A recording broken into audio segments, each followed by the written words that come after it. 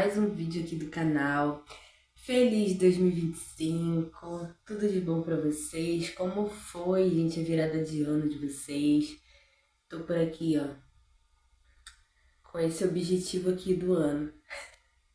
Ser de boas como uma capivara. Sério, gente. Brincadeiras à parte.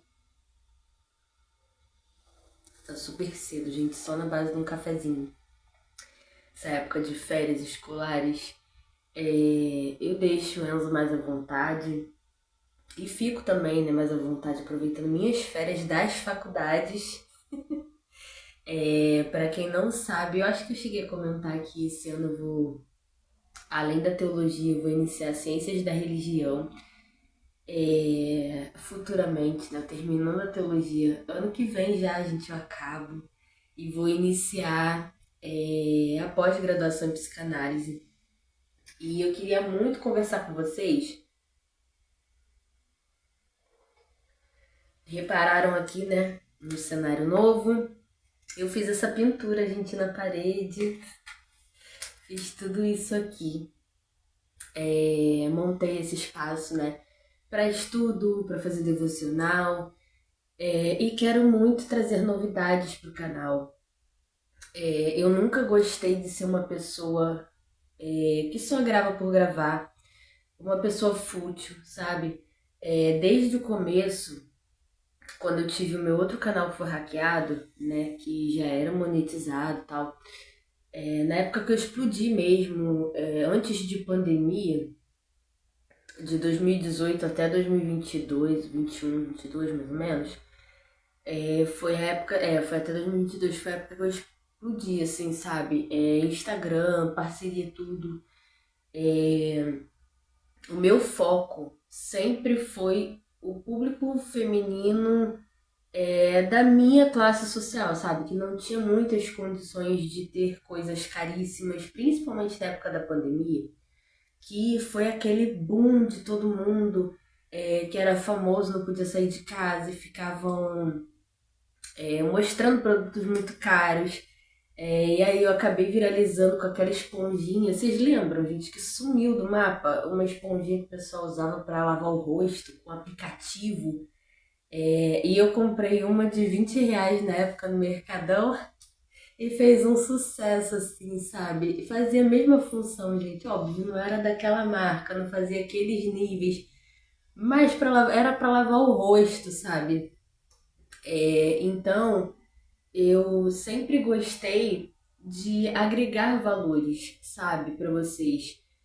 Tentar trazer a vida real do jeito que ela é, como eu, como você somos,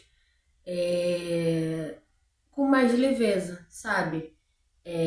Então, pensando, né, reformulando tudo, o que eu tenho vivido, o que eu tenho estudado, nesses últimos anos, eu decidi trazer pautas, assuntos mais cotidianos, sabe? Mais do nosso dia a dia,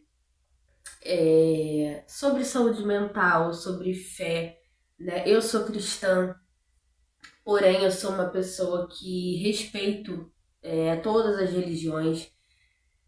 Deus nos ensinou a amar o próximo como a si mesmo, então eu não tenho como falar de Deus sem respeitar o próximo, as ideias do próximo, a religião do próximo, as escolhas do próximo, sabe?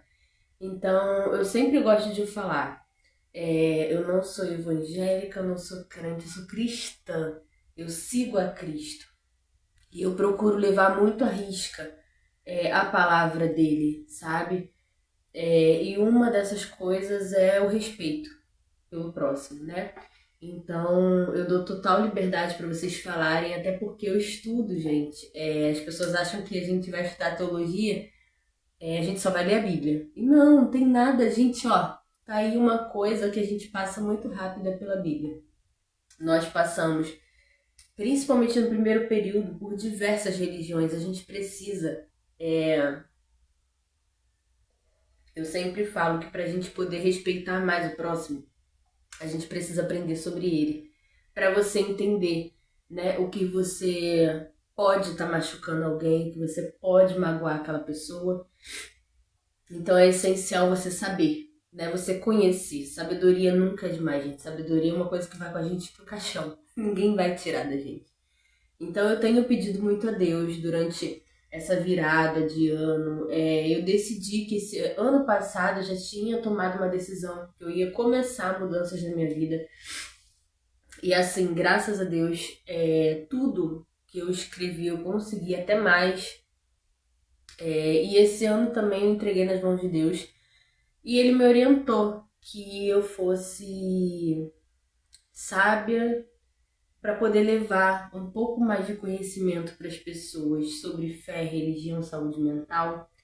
Eu sou psicanalista, né? Acho que eu já falei isso com vocês. E eu senti essa necessidade porque hoje em dia, gente, nós estamos vivendo um período, né? Uma época em que a modernidade, o mundo tem tomado conta da igreja, das famílias, né? Isso aí a gente já tá cansado de saber. Só que tem pessoas adoecendo nesse meio por conta de ambientes tóxicos, né? E eu falo especificamente de igreja, gente, porque eu sou cristã. Então eu não tenho como, se você é de outra religião, deixem nos comentários se vocês também têm passado por isso com lideranças de vocês. Porque eu só posso falar sobre o que eu vivo, tá? Antes que me interpretem mal.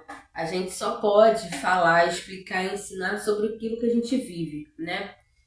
E o que acontece é que, infelizmente, as igrejas estão virando CNPJs, empreendedorismo, empresas, grandes empresas, né? Casas de espetáculo. Tiraram as casas de show de circulação, mas colocaram as casas de show gospel. Onde os líderes querem se tornar ídolos das pessoas, querem ser venerados, idolatrados, indo totalmente contra os princípios básicos, né? Os princípios fundamentais escritos por Deus, que é amar Ele acima de todas as coisas, né? Nós não podemos venerar outras pessoas, outras imagens, só Deus, né? Como se fala até nas novelas da Record, se fala bastante para quem assiste, né? O Deus único. Então, tá acontecendo isso, mas também era previsto, né? Na Bíblia está escrito que no fim dos tempos se levantariam falsos profetas, né? E esses falsos profetas estão muitos por aí, né? Vai vir para causar confusão na mente das pessoas, para a gente prestar atenção em quem a gente está servindo, né? Vai chegar a hora do vamos ver quem tá indo realmente louvar, tá indo realmente para a igreja buscando ao Senhor, e quem tá indo só para idolatrar, né? Os ídolos. Então, tendo em vista isso, né? Esse excesso de servidão das pessoas. Eu passei por um lugar que sugava num limite, assim, de eu ter quase tido... Gente, eu entrei numa depressão, foi uma coisa horrível pra mim. Foi uma decepção, assim, tipo, eu tava aqui, de repente eu me vi no fundo do poço, bebendo água, por conta de ser um ambiente tóxico pra mim, apesar de ser uma igreja. Então, eu acho que a gente precisa falar sobre isso.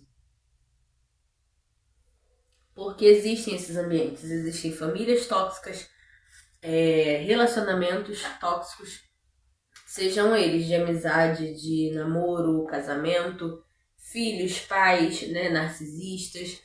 E tem os líderes religiosos que são assim, que ao invés de te socorrer, te acolher, de fazer aquele lugar, aquele templo, né, um lugar de recuperação, de conquistas de almas de verdade, eles te adoecem.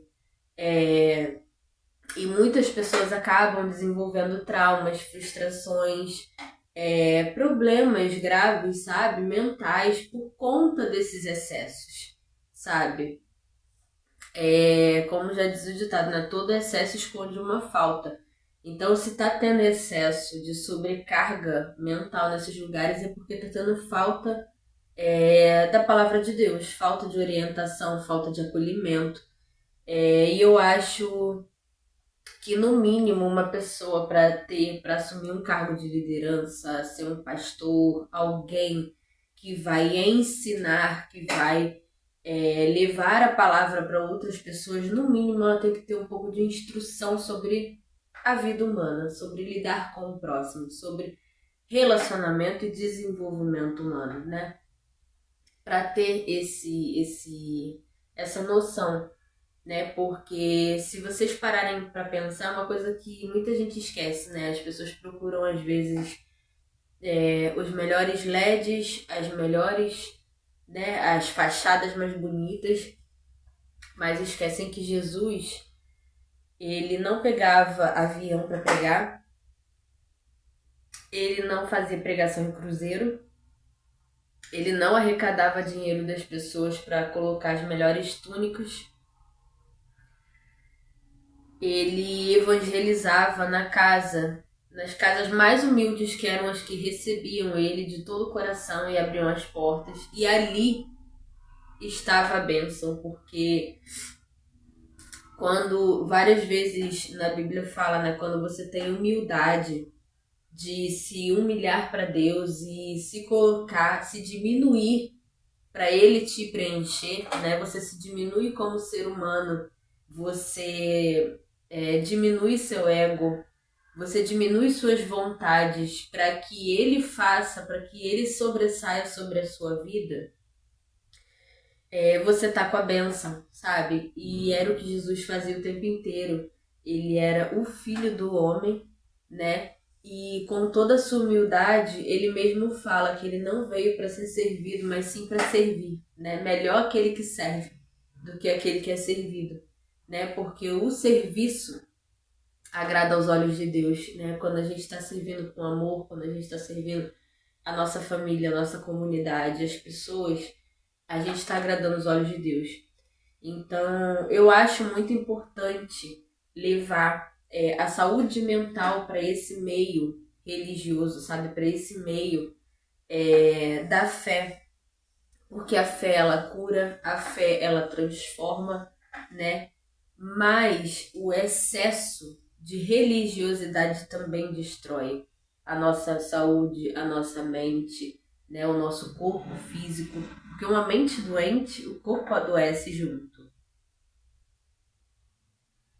E eu lembro bem nessa igreja que eu ia, que foi até onde eu me batizei a segunda vez.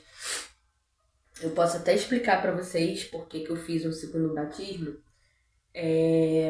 Eles começaram assim, né? Eu fui para ficar no banco porque eu já tinha me decepcionado muito.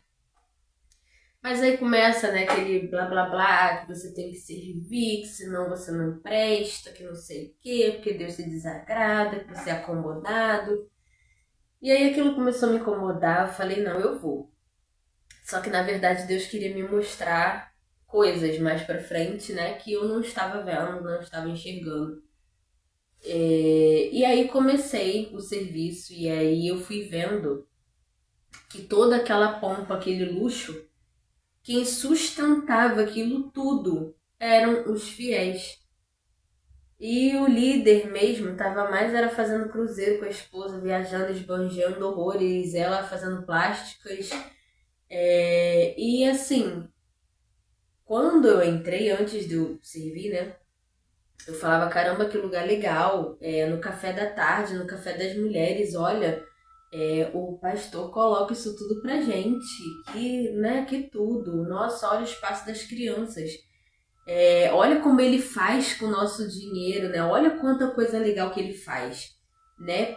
Pela comunidade, por tudo, com o nosso dinheiro. Que eu achava, né, que aquilo ali ele realmente usava o que a gente dava para a igreja.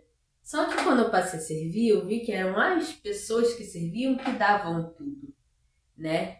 E aí, gente, daí pra frente foi só pra trás. Eu comecei a enxergar coisas assim que eu falava, gente, essas pessoas são muito cegas. Elas eram muito bem treinadas pela elitezinha, pelo grupinho lá, né, do líder, do pastor, para manipular as pessoas. E assim, chegou num ponto que você tinha que assistir aulas e mais aulas, que era para você sair bem treinadinho, limitadinho ali, né, naquela doutrina que ele estava pregando, que ele estava introduzindo naquela igreja. E aí, para mim, a gota d'água foi quando um dos caras da liderança foi dar uma aula sobre o dízimo. E ele falou que ele deu exatamente esse exemplo, gente. Olha só, você está vindo para a igreja. Você vê um parente seu precisando, passando fome, né? Precisando de uma cesta básica. Você vai ajudar esse parente, você vai tirar o dinheiro de Deus para comprar a cesta básica para essa pessoa. Ou você vai para a igreja, dar tudo que você tem, né? Dá o seu dinheiro lá, ora por essa pessoa e deixa ela lá. Porque se você tirar o dinheiro do dízimo para comprar a cesta básica, um remédio a alguém para um parente que está precisando, Deus te castiga. Aí vem uma doença na sua casa, vem uma falta, o carro bate, e eu fiquei assim, né? Em choque. Porque, gente, totalmente o contrário do que está escrito. Então você vai ver um irmão seu necessitado, passando fome, você vai olhar e vai falar, valeu, vou ali rapidinho orar por você? Calma aí, segura o estômago, tá? Gente, isso não existe. Eu fiquei assim, né? Eu falei, cara, o que eu tô fazendo aqui nesse lugar? Que lugar louco. E a partir daí, eu não saí de primeira, não saí de vez, sabe? Eu pedi a Deus orientação. Eu falei, não, Senhor, calma. Eu não quero estar sendo rebelde. Me mostra se eu tô sendo rebelde. Ou se é coisa da minha cabeça, se eu tô ficando louca. Ou se é meu preconceito que é muito grande. Pelo amor do Senhor, me mostra. Se for de eu ficar aqui, acalma meu coração, tira essas coisas da minha cabeça. Mas se eu estiver certa com relação ao que eu estou vendo, se realmente é isso tudo muito errado, que o Senhor me tire daqui o quanto antes. E aí eu fui começando a perceber, gente, que não era muito legal o ambiente. Eles eram muito receptivos quando eles te queriam para te sugar.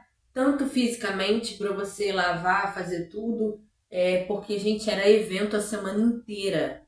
A semana inteira. Se deixasse, eu não parava um dia na minha casa. Eu ia ficar lá de 7 até meia-noite todos os dias, porque era culto disso, culto daquilo.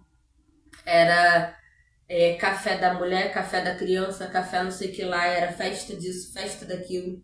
E aí, nesse meio todo, era a mídia. Eu servia na mídia e na integração, que era na integração de pessoas, né? Aquele momento bonito que a gente recebe quem tá chegando, que faz aquela pose para convencer, né, as pessoas de ficarem. As ovelhinhas, né, os lobinhos na pele de carneirinho. E eu não imaginava o que estava por trás, sabe? Essa verdadeira loucura que estava por trás, para não falar outra palavra, sabe?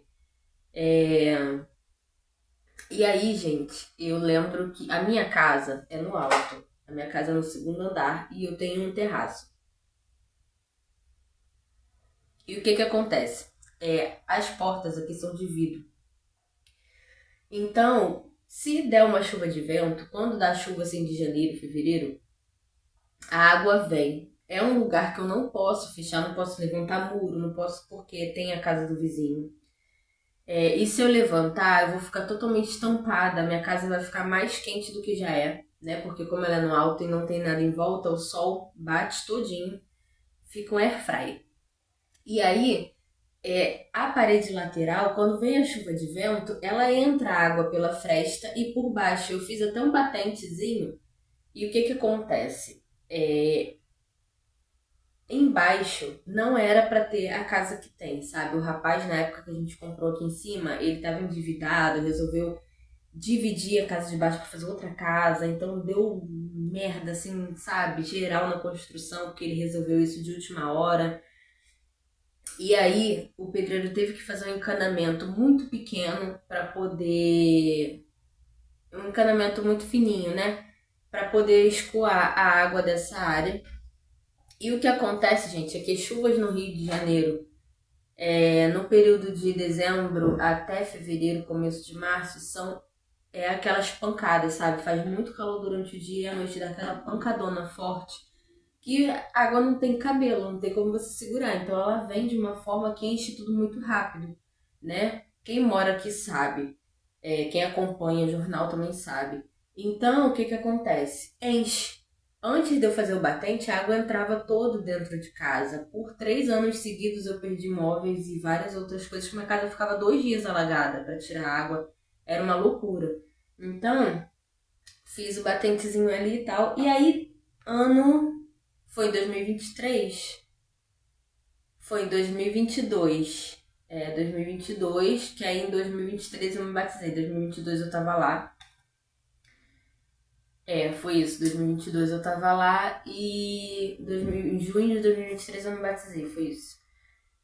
Antes do final do ano, de 2022, em outubro, teve uma chuva dessa que foi assim, uma loucura. Não sei se vocês vão lembrar que o céu ficou tudo preto, tipo 5 da manhã, foi coisa de minutos. Rodrigo tava saindo para trabalhar nesse dia. Eu levantei que ele queria que eu fizesse café para ele, que ele tava indo mais cedo. Levantei e, gente, o céu ficou preto assim, tipo, mas preto mesmo. Foi uma coisa, eu nunca vi aquilo na minha vida.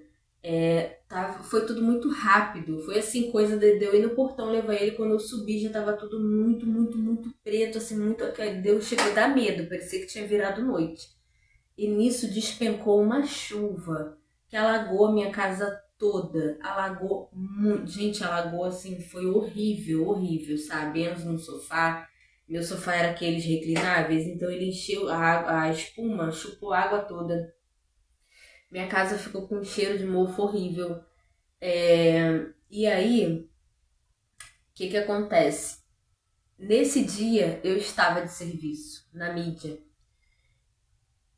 E aí a líder do grupo, né, porque era dividido em grupos, ela me mandou mensagem e falou assim: você só tá vindo pra igreja no dia de serviço. Aí eu falei: bom dia pra você também. A minha casa tá alagada. Mandei vídeo. Falei aqui: minha casa tá alagada. Meu filho tá em cima do sofá. Meu jabuti quase morreu afogado. Tô tirando água da minha casa e mais tarde eu não vou faltar. Pode contar comigo, independente de chuva ou não, eu vou estar para cumprir o meu papel. Obrigada por perguntar se eu tô bem, muito obrigada pela consideração, tá bom? Tchau, desliguei. Só que eu já tava muito mal com as coisas que eu estava vendo acontecendo e isso tava me deixando muito triste, porque quando eu fui, gente, quando a gente se entrega para Deus, que a gente é o que eu falo, não brinquem com a fé dos outros, porque eu tava num momento péssimo da minha vida. Nós estávamos passando por momentos horríveis, assim, financeiros, que eu vou contar para vocês, que eu acho que tudo que a gente consegue, toda bênção que a gente recebe de Deus vira testemunho, e testemunho precisa ser contado para inspirar mais pessoas. Não tenho vergonha nenhuma de falar, sou ser humano como outro, qualquer, minha família é normal como qualquer outro, ninguém tem a vida perfeita. Eu detesto esse negócio de ficar, sabe, fingindo que eu sou uma coisa e não sei. Eu poderia alugar um Airbnb, ficar na frente da praia gravando pra vocês, fingindo uma vida que eu não tenho, que eu não ligo de verdade, não sou assim, né, pra ficar tudo mais bonito, impressionar mais, mas eu não gosto disso. E aí eu comecei a ficar numa tristeza, gente, só que assim, eu fui calando, porque eu entrei ali como se aquele lugar fosse um hospital para o momento que eu estava vivendo. Porque a vida da minha família precisava mudar, a minha vida precisava mudar, e eu sabia que, como mulher, esposa, mãe, a mudança teria que vir de mim, porque a mulher é o alicerce da casa, sabe? O homem é a força, é a estrutura, mas a mulher é o alicerce que sustenta tudo. E se a mulher não for sábia, ela não edifica a casa dela. Então, foi quando eu tomei a decisão de verdade de ir para a igreja e falei: não, eu preciso conversar com Deus na casa dele, eu preciso ir, e fui, né? E aí a minha decepção muito grande foi essa, porque eu me entreguei de corpo e alma. Eu entrei lá disposta a servir para Deus mesmo, sabe? Foi uma coisa que eu falei, não, eu vou servir, eu tô amando isso aqui, só que depois eu vi que eu tava nada mais, nada menos do que sendo explorada pelo homem.